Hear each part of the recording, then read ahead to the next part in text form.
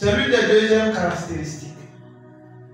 Les étoiles peuvent être éteintes ou bien obscurcies. C'est une réalité. Nous allons lire le livre d'Ézéchiel 32, le verset 7. Que le lecteur de la Bible se prépare. Ézéchiel 32, le verset 7. Ézéchiel 32, le verset 7. Nous lisons le livre d'Ézéchiel 32, verset 7. Ézéchiel 32, le verset 7, nous lisons. Quand j'éteindrai, je voilerai les cieux. Je voilerai les cieux. Et j'obscurerai leurs étoiles. Et j'obscurcirai leurs étoiles. Je couvrirai le soleil de nuages. Je couvrirai un soleil de nuages. Et la lune ne donnera plus sa lumière. Et la lune ne donnera plus sa lumière. Bien-aimé, il avait été demandé au prophète Ézéchiel, vas-y, prophétise sur Pharaon. Pharaon qui mettait captifs les enfants de Dieu. Pharaon qui travaille à bloquer tes finances. Pharaon qui travaille à t'empêcher d'aboutir au mariage. Pharaon qui travaille afin que tu sois toujours dans les échecs. Toujours dans les échecs des examens. Pharaon qui travaille afin que tu demeures dans la stérilité. Pharaon qui travaille afin que ton ministère ne puisse point prospérer. Pharaon qui travaille afin que tu puisses toujours avoir des troubles dans ta famille. Dieu est en train de parler. Il dit, Ézéchiel, prophétise sur Pharaon. Voilà comment est-ce que tu lui parles. Et il dit, quand je t'éteindrai, je voilerai les cieux et j'obscurcirai leur étoile. C'est-à-dire, c'est à Pharaon qu'il parle. Il dit à Pharaon, toi, pour que je puisse t'éteindre, pour que je puisse en finir avec toi, pour que je puisse t'écraser, pour que je puisse te dominer, qu'est-ce que je vais faire? Ce n'est pas directement à toi que je vais m'en prendre. Je vais d'abord m'en prendre à ton étoile. C'est à là que je vais d'abord m'en prendre. Ton étoile, je vais d'abord chercher à l'éteindre. Bien aimé, c'est la même chose qui se passe. Tu penses que tu es un enfant de Dieu, assez, et ayant la connaissance. Tu penses que tu as tes dons, tu as tes talents. Tu penses que tu pries assez. Tu penses que tu gênes assez. Tu penses que tu es quelqu'un, tu es bien assis. Tu es bien éveillé. Tu penses que comme tu sais mémoriser les paroles de la Bible. Tu penses que comme tu sais évangéliser. Tu penses que comme tu sais assez bien chanter. Ce n'est pas possible de pouvoir t'atteindre. Tu te trompes. Il y a une ruse. Il y a une manière pour pouvoir t'avoir, pour pouvoir t'obtenir. Ils ont des plans, ils ont des projets. Ils savent comment est-ce qu'ils font pour pouvoir t'atteindre. C'est ton étoile, on va chercher d'abord. On va chercher ton étoile. Il faut qu'on cherche, il faut qu'on réussisse à pouvoir capturer l'étoile que tu possèdes. C'est Dieu lui-même qui explique le plan de fonctionnement. Comment est-ce qu'il faut résister à Pharaon? Comment est-ce qu'il faut réussir à pouvoir détruire Pharaon? Dieu dit, c'est moi qui ai suscité Pharaon. C'est lui Dieu qui l'a suscité. Et il dit encore, je résiste aux orgueilleux. Bien-aimé, il connaît la stratégie. Il connaît la stratégie de comment est-ce qu'il faut faire pour pouvoir atteindre Pharaon.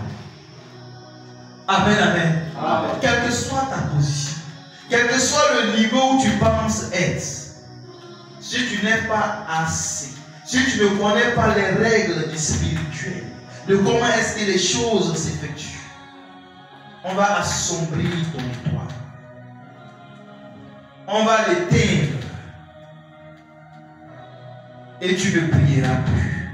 On va empêcher l'éclat de ta lumière. Et tu ne comprendras pas pourquoi est-ce que tout chamboule, pourquoi est-ce que tout bascule.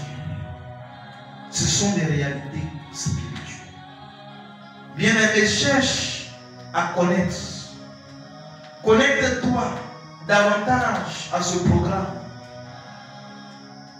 Connecte-toi davantage afin d'en connaître comment est-ce que l'ennemi travaille. Comment faut-il faire afin de marcher et garder son étoile toujours brillante. Cherche, c'est vraiment important. Bien-aimé, la troisième caractéristique que les étoiles ont, les étoiles peuvent être déplacées, ils peuvent être portés. Quelqu'un peut déplacer ton étoile. On peut utiliser ton étoile, l'envoyer ailleurs. On peut aller le cacher. On peut cacher ton étoile. On peut le mettre sous la terre. On peut le mettre au-dessus d'une montagne. On peut le mettre dans tel endroit. Lisons le livre de Amos 5, le verset 26. Amos 5, le verset 26.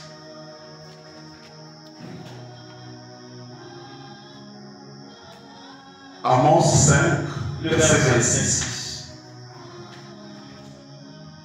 Emportez donc la tente de Emportez donc la tente de votre votre roi. roi, le piédestal Le piédestal de de vos idoles.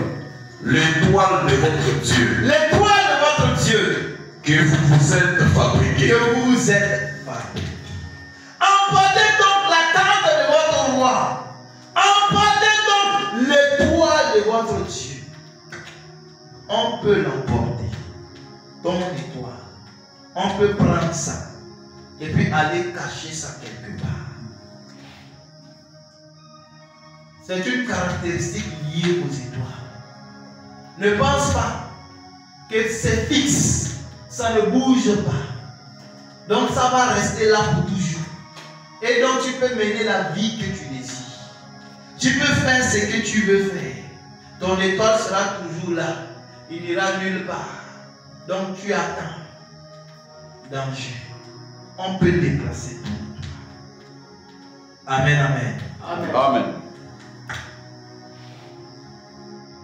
Lisons le livre de Matthieu 2 qui nous permet de comprendre ce qui se passe. Comment est-ce que l'étoile agit?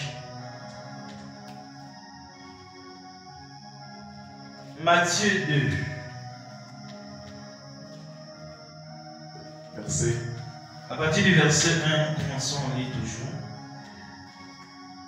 Matthieu 2, à partir du premier verset. Jésus étant né à Bethléem, Jésus étant né à Bethléem, en Judée, en Judée, au temps du roi Hérode, et au temps du roi Hérode, voici des mages voici des mages d'Orient arrivèrent à Jérusalem arrivèrent à Jérusalem et dirent, et dire, où est le roi des où Juifs est le roi des qui Juifs vient de naître, qui vient de naître? car nous avons vu son Car nous étoile avons vu son étoile en Orient, en Orient. et nous sommes venus Et nous sommes venus pour l'adorer. pour l'adorer. Le roi Hérode, Le roi Hérode, ayant appris cela, ayant appris cela, fut troublé, et tout Jérusalem avec et tout lui. Jérusalem avec lui. Il assembla tous les principaux sacrificateurs Il assembla tous les principaux et sacrificateurs les scribes du peuple, et les scribes du peuple. et il s'informa auprès Et il d'eux s'informa auprès d'eux où devait naître le Christ. où devait naître le Christ. Il lui dit, Il lui dit à Bethléem en à Judée, Bethléem en Judée, car voici ce qui a été car voici écrit ce par qui le a été prophète. écrit par le prophète.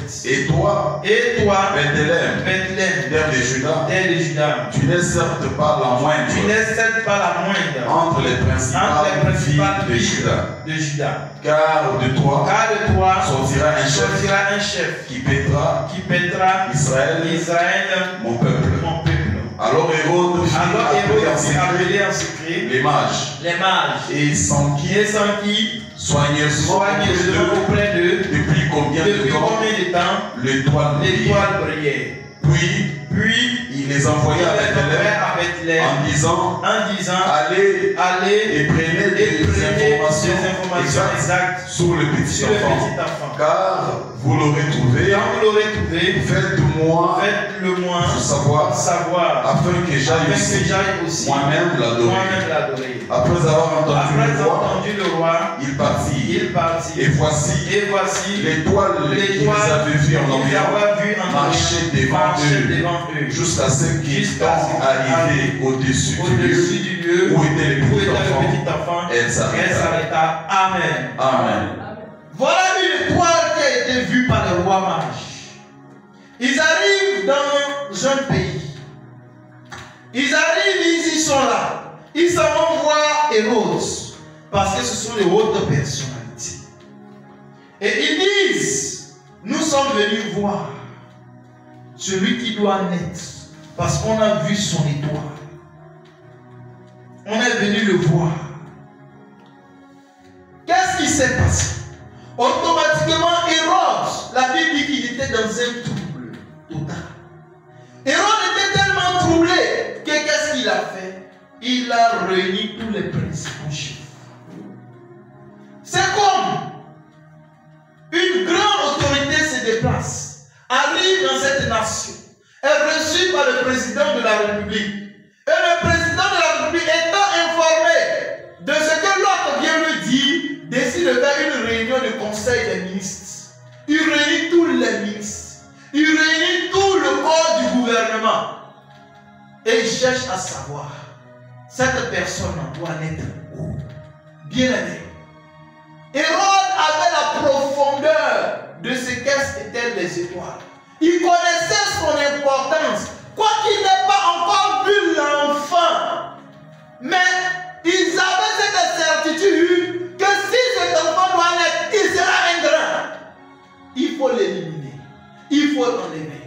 Mais toi, tu joues avec ton étoile. Toi, tu t'amuses avec ton étoile. Tu l'utilises pour aller boire. Tu l'utilises pour aller fumer. Tu l'utilises pour aller te droguer. Tu utilises ton étoile pour faire tout ce qui est mauvais. Tu te plais là-dedans. Tu es heureux. Pour toi, ainsi va la vie. Tu fais comme tu veux. Tu ne te soucies aucunement pas que ton étoile est quelque chose qui peut être volé. Est quelque chose qui peut être déplacé. Tu ne te soucies même pas de cela. Comment est-ce que les rois mages ont fait pour aller retrouver là où le Seigneur Jésus devait naître?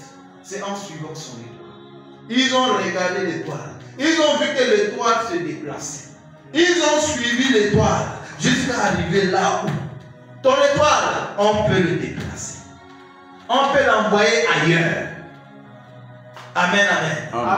On peut envoyer ton étoile ailleurs. Dis au nom de Jésus. Au nom de Jésus. Au nom de Jésus. Au nom de Jésus. Au nom de Jésus. Au nom de Jésus. Au nom de Jésus. Au nom de Jésus. Au nom de Jésus. Au nom de Jésus. Je refuse. Que mon étoile soit déplacée. Je refuse. Que mon étoile soit emportée. Je refuse cela. Au nom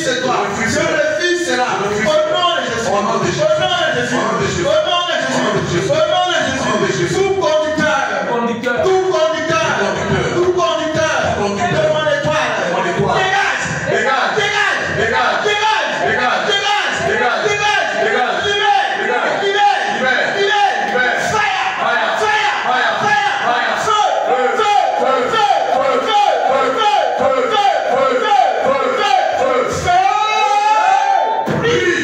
Au nom de Jésus-Christ.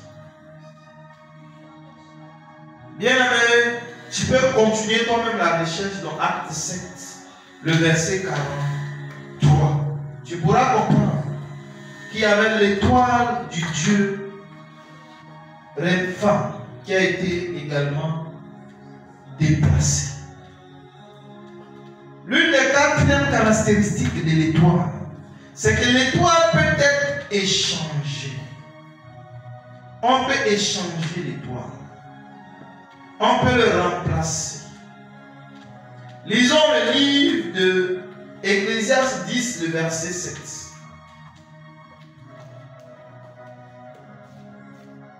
Ecclésiaste 10, le verset 7.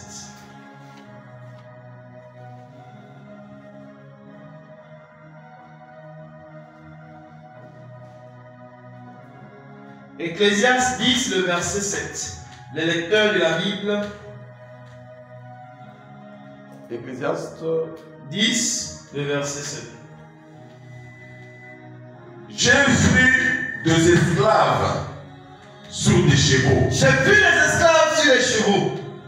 Et des princes marchant sur terre comme des esclaves. Et des princes marchant sur terre comme des esclaves. Amen. J'ai vu les esclaves sur les chevaux. Et les princes marchant sur terre comme des esclaves. J'ai vu les esclaves sur les chevaux. Et les princes marchant sur terre comme des esclaves. Entre le prince et l'esclave, lequel doit monter le cheval? Le prince. Entre le prince et l'esclave, lequel doit monter le cheval? Le prince. Entre le prince et l'esclave, lequel des deux à qui appartient le cheval? Le prince. Le prince. C'est à lui qu'appartient le cheval. Le cheval est un instrument de déplacement. C'est un instrument qui permet de pouvoir aller beaucoup plus vite. C'est un instrument qui permet de pouvoir atteindre rapidement sa destination lorsqu'il n'y avait pas de véhicule. Amen, amen. Amen. Dieu qui est un être naturel, Dieu qui est un Dieu véritable et naturel, qui a créé les choses naturellement, prend l'exemple du cheval pour montrer qu'avec le cheval, on peut atteindre sa destination. Donc le cheval devient comme l'étoile. Donc avec l'étoile, on peut atteindre sa destinée. Amen, amen. Amen. Avec l'étoile, on peut atteindre sa destinée. Mais qu'est-ce qui se passe? Il se trouve qu'au lieu que ce soit le prince qui utilise le cheval pour pouvoir atteindre sa destination, c'est plutôt l'esclave qui utilise plutôt le cheval pour pouvoir atteindre sa destination. C'est-à-dire que l'esclave utilise l'étoile du prince pour pouvoir accomplir ses réalisations et atteindre sa destinée. Accomplir sa destinée. Bien aimé. Et dis changement. Changement. Changement. Changement. Renversement des situations. Renversement des situations. Renversement des situations. Ce n'est pas normal. C'est pas normal. Ce n'est pas normal. C'est pas normal. Je refuse. Je refuse. Je refuse. Je refuse. Je refuse. Je refuse. Je refuse. Je refuse. Je refuse. Je refuse. Que mon cheval. Que mon cheval. Que mon cheval. Que mon cheval. Soit monté. Soit monté. Par un autre. Par un autre. Par un autre. Je refuse cela. Je refuse cela. Mon étoile. Mon étoile. Mon étoile. Tu ne feras pas monter. Tu ne feras pas monter.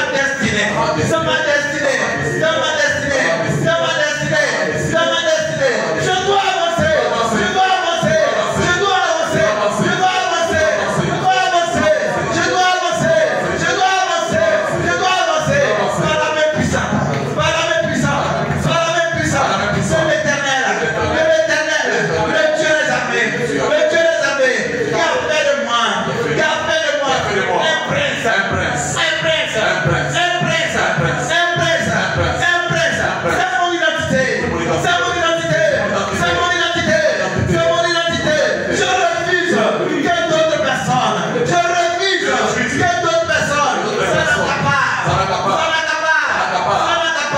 Je refuse cela. Je refuse cela. Je refuse cela. Je refuse cela. Je refuse cela. Je dois régner. Je dois régner. Je dois régner. Je dois régner. Je dois régner avec Jésus-Christ.